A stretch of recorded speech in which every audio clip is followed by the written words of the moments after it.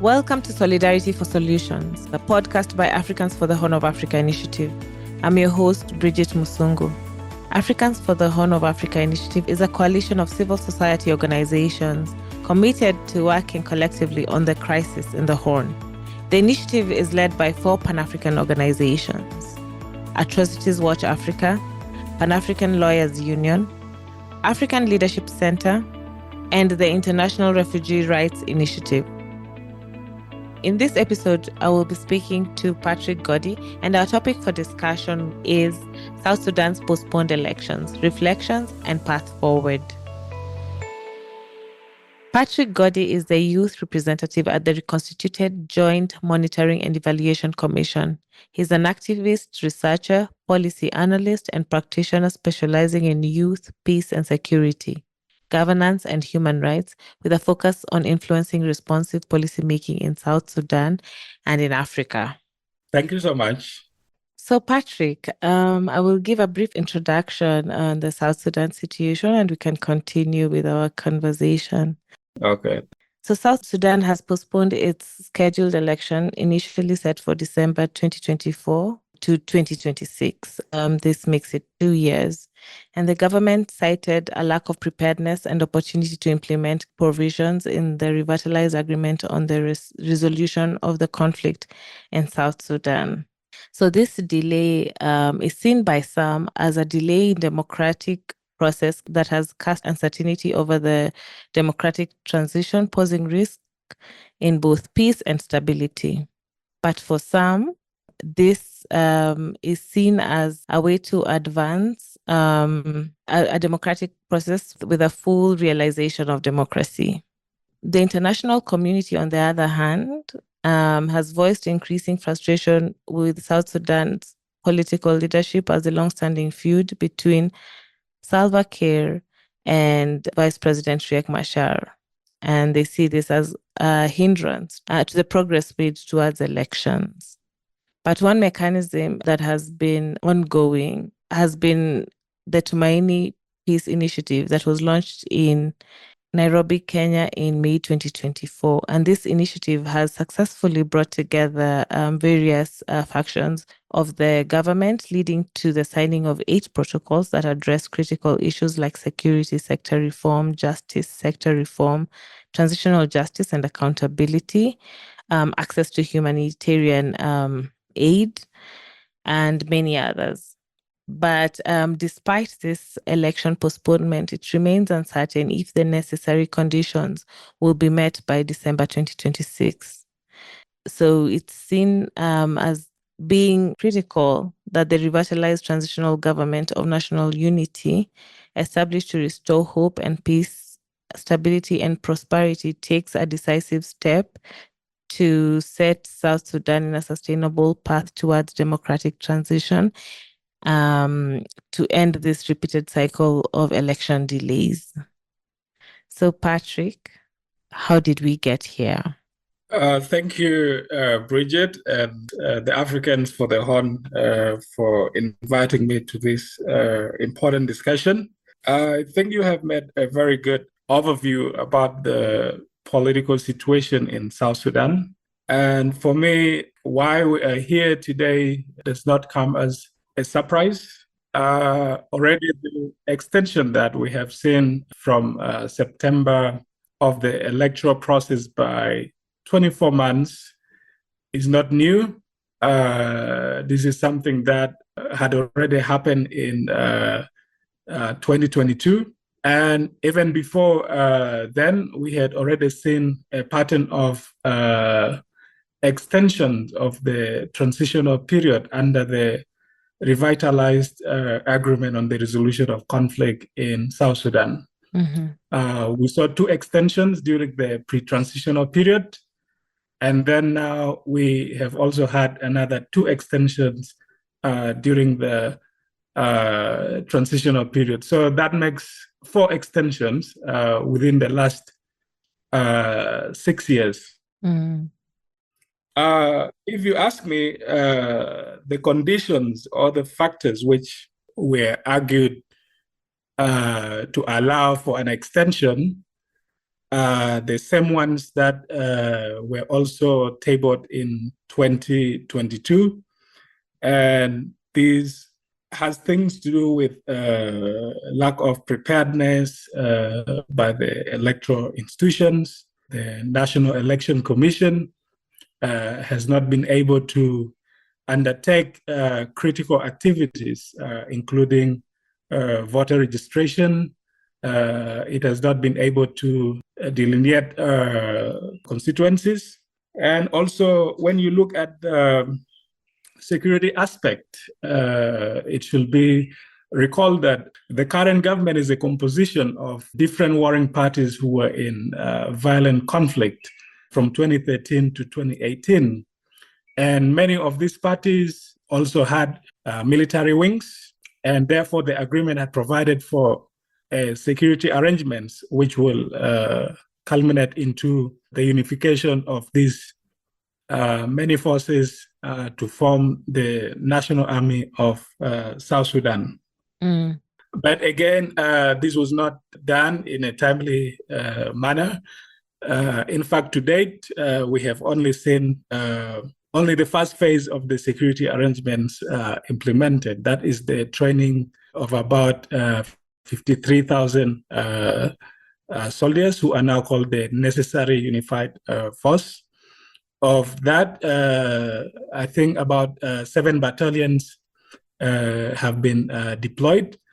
There has been a talk of the second phase as early as 2022, but up to date, that has not also happened. So in a nutshell, it was really going to be difficult to have, even from a legal perspective, these parties who are currently in the government could not meet the legal requirements to register as political parties, since they were having their armed military wings within their parties. So we saw all of this coming, and it's unfortunate that there was no investment of political will by all the groups. They failed to reach consensus on key issues, which will have facilitated an agreement on conducting the elections.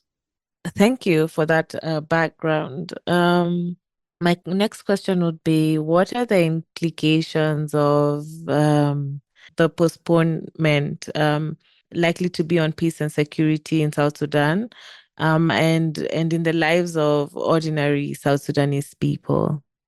Bridget, I think the extension means the current situation in the country, where we have a depressing economy, where we have seen a wave of intercommunal conflicts and violence in different parts of the country, the armed resistance by the all-out groups, notably within the Equatorias, will continue.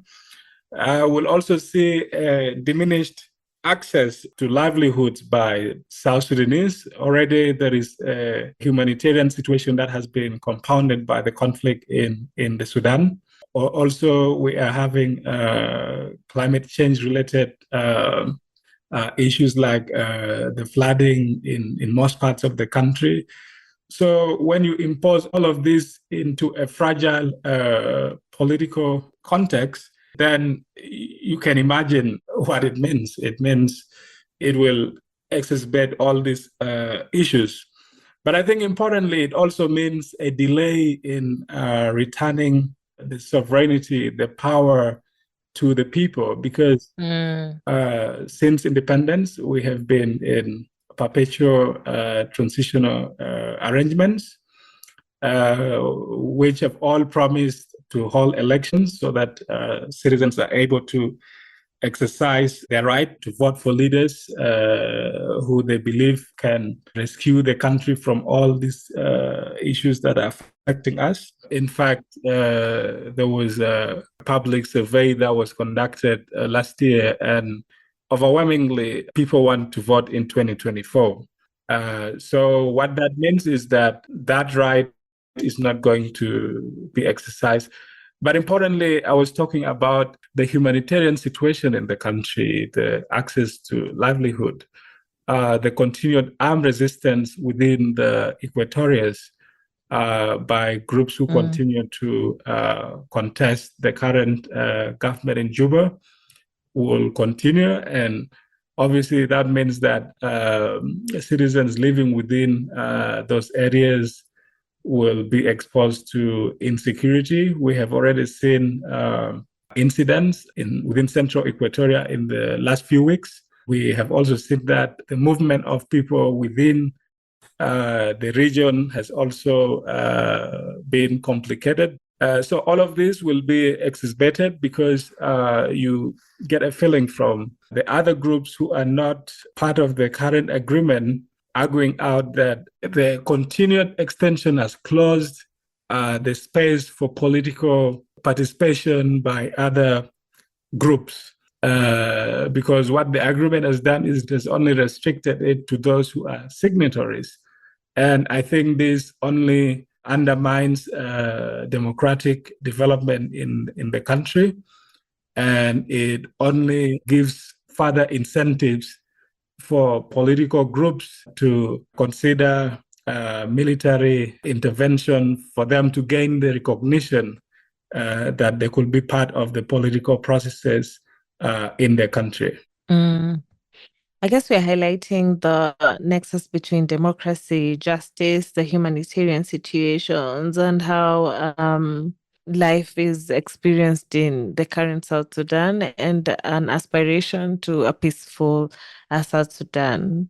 So, what can the Tumaini process contribute towards mapping this, and how does it help with the short-term solutions for South Sudan with this delay in elections, or a realization of a democratic pillar that is elections?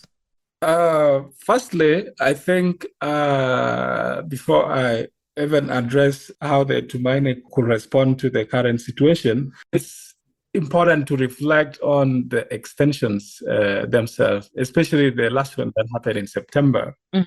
Merely extending the transitional periods has proven ineffective. It has led to expression of frustration by citizens, including by our friends in the international community, but also it has disrupted the democratic journey. So for me, when you talk about Tumaini, it's important then to underline what is the difference that Tumaini is going to introduce. Because as I've highlighted, the political culture, the attitude has been embedded into perpetual extensions. So will Tumaini be able to change things overnight? Well, I think it's a no or and a yes. There are obviously opportunities within the Tumaini that if the South Sudanese political leaders are able to recognize that, then it could be able to inject new energy into the peace process. It will be able to facilitate a conducive environment for the elections to take place. And also it will help in prioritizing important tasks that have to be performed to prepare the country for the elections to take place. So for me, it's from this place that I see the utility of the Tumaini initiative. So what Tumaini has been able to, maybe diving a little bit deep, is that it has prioritized three things. Number one is to accelerate the constitution-making process in the country. And then number two, to prioritize electoral-related activities. And then number three, ensure the fulfillment of the security arrangements. And these have been highlighted as key prerequisites to allow elections to take place. So if Tumaini is able to address these challenges which were highlighted in the previous extensions, if it is able to foster a new culture of the political leaders making timely decisions, changing their attitudes, and allowing consensus to be made, then perhaps it's a real opportunity that could generate momentum towards the elections and then ultimately ending the transition. But obviously, I think you have seen the actors are the same. It's definitely going to need a change of hearts and mind for this to finally deliver. Speaking of changing hearts and minds, and away from, a macro process, and down to the normal South Sudan citizenry, what are domestic organizations or individual activists doing in preparation of, the next phase of elections?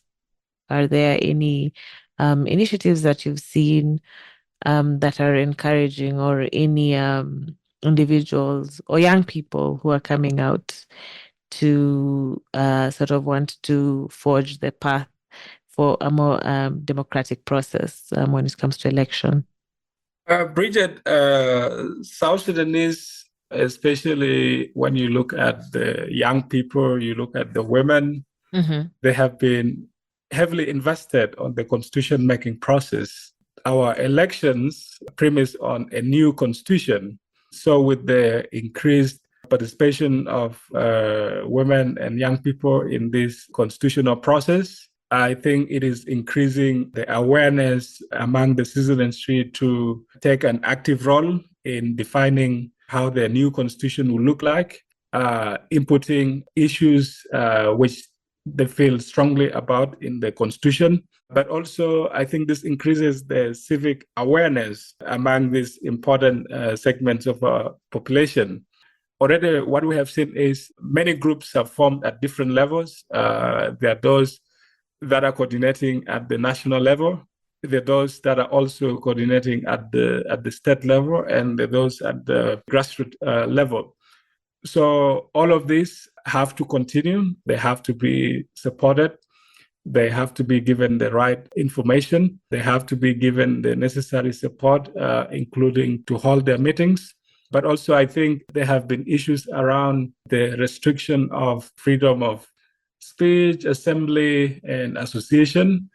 And I think addressing the issues around that, including repealing of the National Security Act sections which restrict those freedoms, become important so that this can remove some of the barriers that easily make it for citizens to meet, to coordinate, to organize, and exercise their democratic rights. Particularly on elections, we have also seen similar organizing. In fact, on the radio talk shows, in the media, in the informal spaces, the talk for the last 1 year and a half had been around elections. So that again shows you the interest that citizens had picked in the process. Now with the extension, I think it allows more room for proper coordination of all these efforts, and perhaps identifying critical areas which need to be addressed, and also identifying key opportunities that could make the process even more inclusive and credible. I think this is where now the focus of all the different groups that have been organizing for the extended elections can now focus their attention. And maybe with that, there are other ongoing peacekeeping efforts that we may not have heard about in the mainstream media and out there in different forums that you would like to highlight. Because at Africans for the Horn of Africa initiative, our main goal, or our overarching goal, is to keep African solidarity going. And we do that through advocacy in different policy centers, the AU being the main one, and IGAD. Are there any ideas of what you would like to see the international community do, or fellow Africans or fellow Pan-Africanists get involved in? Yeah, definitely. South Sudan is just one of the many nations of the world. Yeah. And I think even from a historical perspective, our own success in the liberation is counted on many friends in the region and beyond. So even as we try to stand on democratic pillars, I think we can still count on our friends to help us in that aspect. So the global community, even the AU, should continue to extend that solidarity with the people of South Sudan. And already what you are doing at the Africans for the Horn, I think is very important and has to be maintained. There are many areas through which collaborations between civic organizations inside the country and those that are in neighboring countries or even far could be developed, especially ensuring experience sharing from the many other countries who have undertaken these processes before. Countries can provide aid to address immediate needs of the host communities in South Sudan, but also the influx of refugees from Sudan who continue to flock into the country. I think it's also important for the political and diplomatic support to continue towards platforms that are trying to contribute positively to the country's political stability. Already I had highlighted about the Tumaini Peace Initiative in Kenya. I think it's important to have the region, the IGAD and AU throwing their weight behind this initiative as part of comprehensively contributing towards stability in the country. And I think we do have experiences with this kind of support that led to our independence in 2011. I remember when we had our transition period from 2005 to 11, many countries, the UN, AU, EU, and so on, they maintain a robust political and diplomatic engagement to ensure that even the referendum, which gave the right of self-determination to Southern Sudanese, took place and on time. So I think an engagement that is reminiscent of that era can still be undertaken by our friends, organizations in the region with a focus on facilitating a smooth end of the transition. Thank you, Patrick. And you may have touched on this. So, in closing, other than elections, what is needed to ensure a stable and democratic Sudan? If you are to dream a little bit today, what would you say, other than elections or the processes that exist, what would be needed to ensure a stable and democratic South Sudan? I think elections is just one thing. Constitution is another. But truly, what could bring a change that contributes to our peace and security, political development is a change, a rethink in the strategies that have been employed towards actualizing these processes. But for me, importantly, a change in the hearts and mind of our political leaders that will produce the political will to shift away from maintaining the status quo into seeing the benefit of the future. And I think for us to yield maximum actions on the ground to realize a stable future, it comes down to the hearts and mind of South Sudanese. And it's not only the political leaders, but even ordinary South Sudanese. I think they need to recognize the power and the influence and their agency in self-determination. For me, that is where the future for any change in the country lies. Thank you very much, Patrick. We do recognize the important work that you're doing in South Sudan, and thank you for joining us today. We would like to wrap up now. If you have any parting shot, you're welcome to do so now. Thank you so much, Bridget, once again for inviting me to be part of this important discussion on South Sudan, with the hope that many other Africans out there will be able to listen and also extend solidarity to the people of South Sudan.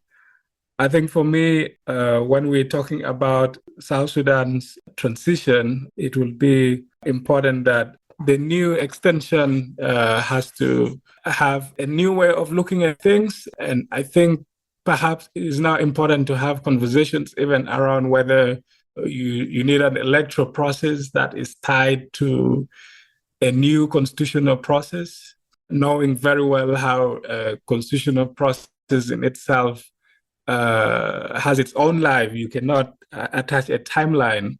As presently we are saying within the 2 years, we will be able to get a new constitution. And yet even I was reflecting on the Tumaini process where I have been participating, and it's already taken about 7 months. And this is a small group of people that are trying to reach agreements on a few areas. Now imagine constitutional process where you have to reach to as many South Sudanese as possible, including those who are displaced internally, those who are in refugee camps in the region. I think it's quite ambitious, and maybe a new rethink around elections and constitution need to be undertaken so that we find the right approach to end the transitional culture in South Sudan. And this is not in any way to undermine the importance of the ongoing constitutional process. But like I said, a constitutional process can take its own life without being rushed, without being tied to fast approaching electoral process, even as we talk about it being in 2026. Thank you. Thank you so much. Bye-bye. For more information about Africans for the Horn of Africa, follow us on our handle at AA4HA on X, formerly known as Twitter, Facebook, YouTube, and LinkedIn, or visit our website www.africansforthehorn.org.